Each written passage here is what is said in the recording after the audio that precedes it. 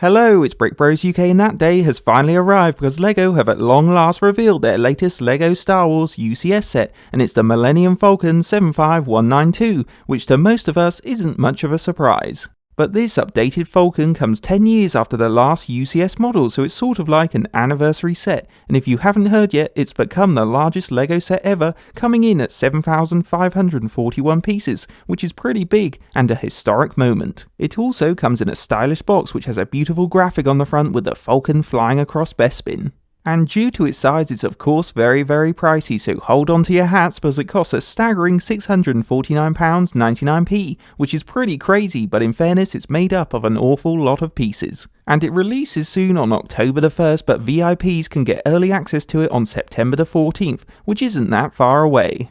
Now inside, like all the other UCS sets, you get a plaque with information on the ship, and there's 8 minifigures with 3 brick-built creatures as well as the large Falcon build.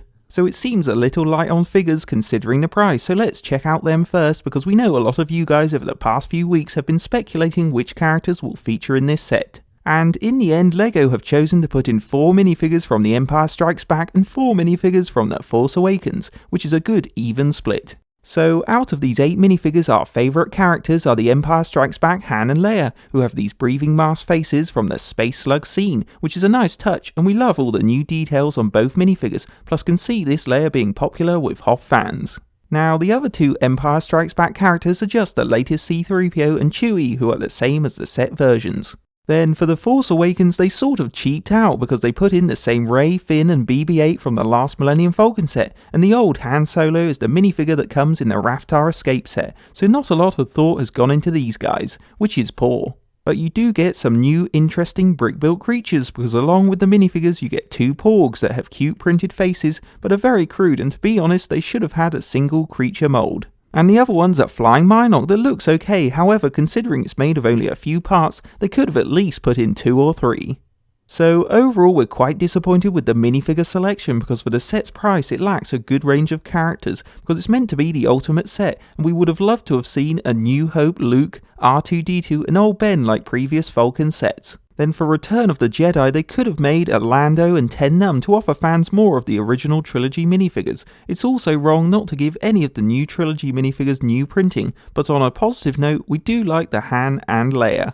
Moving on to the all-important build, as you can see it's an impressive model and there's no question that it's the most detailed LEGO Millennium Falcon to date. It also looks like the right scale compared to the minifigures measuring 84cm long and 56cm wide. So it will be an excellent display model but hard to pick up and definitely a build you won't want to drop. Now compared to the Force Awakens Falcon, this one blows it out of the water with its high level of detail on the outside which gives it a realistic look. You also get interchangeable sensor dishes, giving you the choice of the old trilogy round one or newer rectangular one, which is a nice customizable option.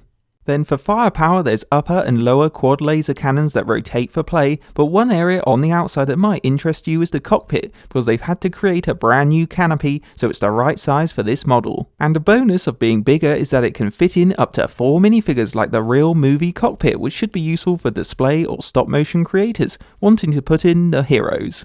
It's also got no less than 7 landing legs underneath that aid it in display, but they help when you lower the access ramp as well. Now to get inside it has removable hull plates, and inside like the outside it has lots of detail because in the main hold they've built in seats for the minifigures as well as a larger printed hollow chest dish piece. They've also included the training helmet, which is nice but it's not the same without a Luke minifigure. We do however like the new tan doorway decoration, giving the inside a more accurate look, and in the other parts of the ship there's an engineering station with rear compartment where you have the engine room with hyperdrive. And other features include the built-in hidden floor compartments and access ladders to the gunner's seats. So overall the designers have done a magnificent job creating this Millennium Falcon, and we particularly like all the little details on the outside that combine well to make it look like the real movie ship.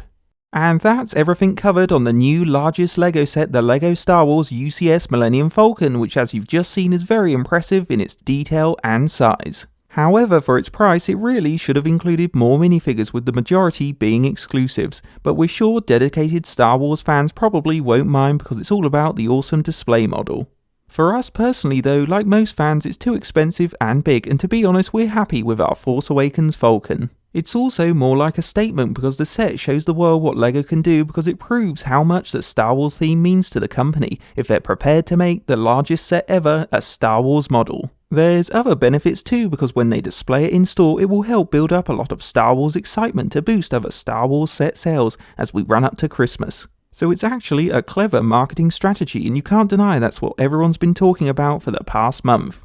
As a last point though, for future UCS sets, LEGO in our opinion need to be a bit more ambitious because a Falcon build's a bit safe, and it would be great to see the designers let loose on a Cloud City build, but we guess we can only dream for now. So now you've heard what we think of the new Millennium Falcon, please tell us what you think of it by leaving a comment below. Hope you enjoyed a Brick Bros UK LEGO news update, and don't forget to check out our channel for the latest LEGO news and like, comment and subscribe to Brick Bros UK.